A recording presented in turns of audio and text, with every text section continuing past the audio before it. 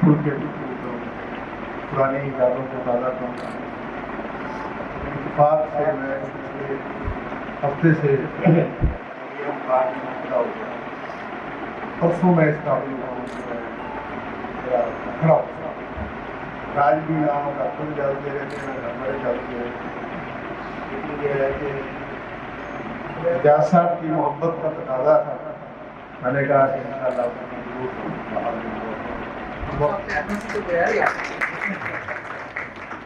تو یہاں پر اسٹیج پر جو ہے موجود بھائی بیٹھے ہیں, صدر مختار مدر صاحب, مولانا سید اختر صاحب, نجات صاحب, سلمان وحید, ہر ایک آدمی جتنے یہاں حاضر رہتے ہیں شاید ہی کوئی ایسی شخصیت ہو جسے میں دعوت کرتا ہوں. سب کو میرا سلام.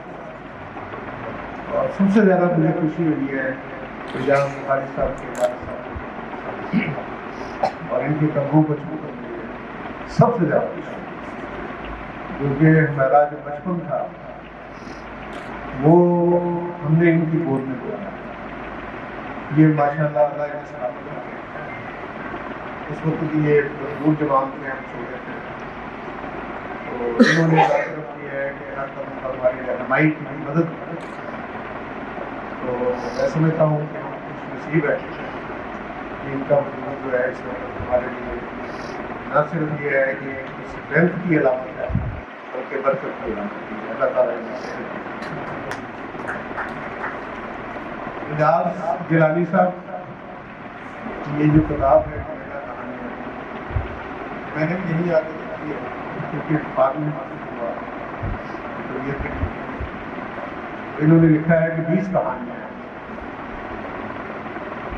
مجھے یہ یقین ہے کیونکہ میں نے جانتا ہوں میرے چھوٹے بھائی کی طرح کہ یہ 20 کہانیاں نہیں ہوں گی, یہ 20 کیفیتیں ہوں گی.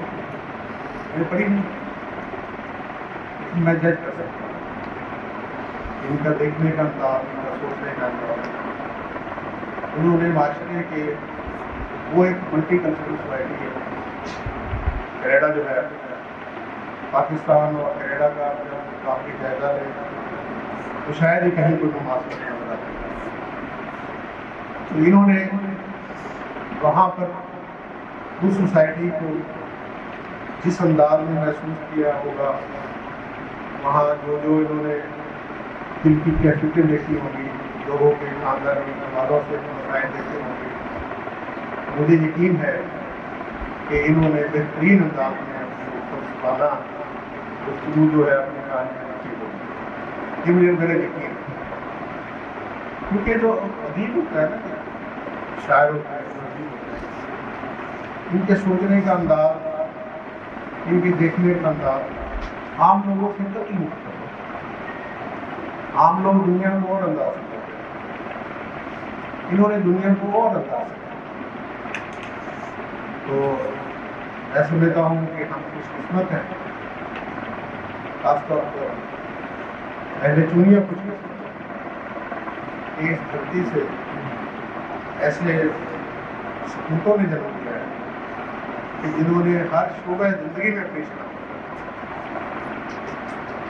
اور انہوں نے کینیڈا کے معاشرے کو جس انداز سے انہوں نے اینالائز کیا ہے اپنی کہانیوں میں, انہوں نے اپنے دیواچے میں لکھا ہے, وہ یقین وہاں کینیڈا میں بہت سارے لوگ ہیں, وہاں کے 2.5 لاکھ کے لیے پاکستان میں میرا خیال میرا خیال ادیب وہاں میں صافی ہے ذرا, لیکن ادیبوں کی تعداد میرا خیال ہے 3,000 سے زیادہ. تو اس حوالے سے آپ دیکھیں گا کہ یہ کتنی بڑی شناخت ہے کہ وہاں جا کے انہوں نے اپنا نام پیدا کیا. اس کے پچھلے دنوں سے کافی 2-3 سال پہلے ہماری بات ہو رہی تھی,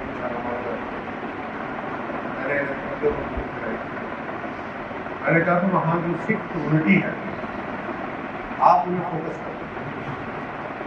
سکھ کمیونٹی اگرچہ انڈین کمیونٹی, انڈین میرا خیال وہاں کو 18 لاکھ کے, لیکن اس میں سے 8 لاکھ کے وہ ہے تو انڈین, لیکن وہ انڈیا کے ساتھ ذہنی طور پر ٹھیک نہیں. ان کی قربت جو ہے ذہنی طور پر وہ ہمارے ساتھ ہے، کیونکہ ان کے جو مقدس مقامات ہیں وہ ہمارے پاس ہیں. ان کا جو رشتہ ہمارے ساتھ ہے، ان کا جو رشتہ ہمارے ساتھ ہے وہ ان کے ساتھ ان کی جذباتی کیفیت ہو نہیں سکتی.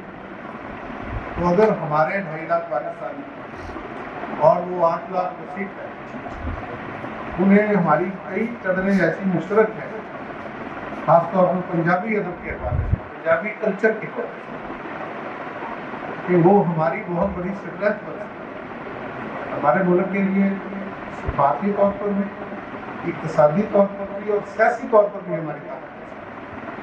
تو مجھے یقین ہے کہ شاہ صاحب آئندہ جو ہے وہ اسی زمین میں اپنا کام جو ہے نا ادب کے حوالے سے شروع کریں گے اور انہیں ساتھ لے کے چلیں گے. تو یہ ایک بڑی ایک منفرد قسم کی تحریک جو ہے نا جو آگے باقی اللہ تعالیٰ انہیں صحت دے، اللہ تعالیٰ انہیں ترقی کی منزلیں دے. یہ نہ صرف ہماری شناخت ہے بلکہ میں سمجھتا ہوں کہ پورے پاکستان کی شناخت ہے. دیکھیں جیسے جناب بھائی کہہ رہے تھے پہلے میرے آپ سے کتاب لکھنا آسان بات نہیں ہے، ہر کوئی کتاب لکھ سکتا ہے، اور خاص طور پر بایوگرافی لکھنا تو بہت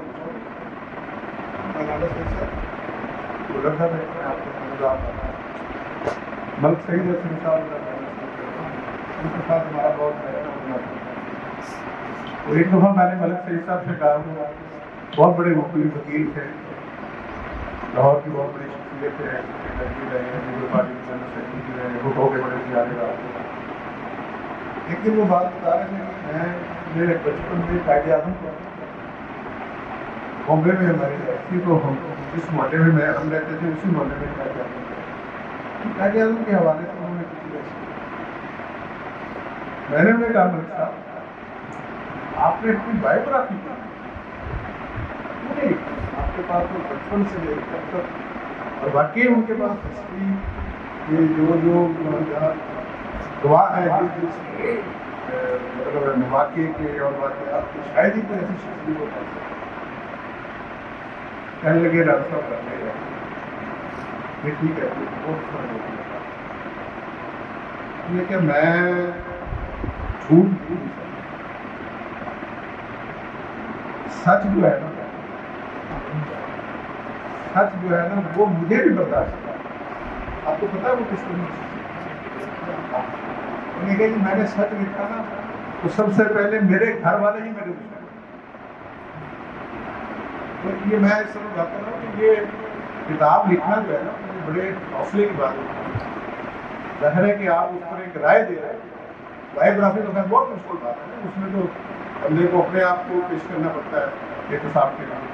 لیکن بہرحال جن لوگوں نے کتب بھی لکھی ہے کسی سبجیکٹ پر لکھی ہے انہوں نے نہ صرف یہ ہے کہ اپنے ملک کی خدمت کی ہے بلکہ اپنے علاقے کی خدمت کی ہے اور آئندہ آنے والی نسلوں کے لیے بھی جو ہے باتیں تو بہت کرنے کو دل کرنا تھا. 6 اجازت رہے تو میرا خیال ہے کہ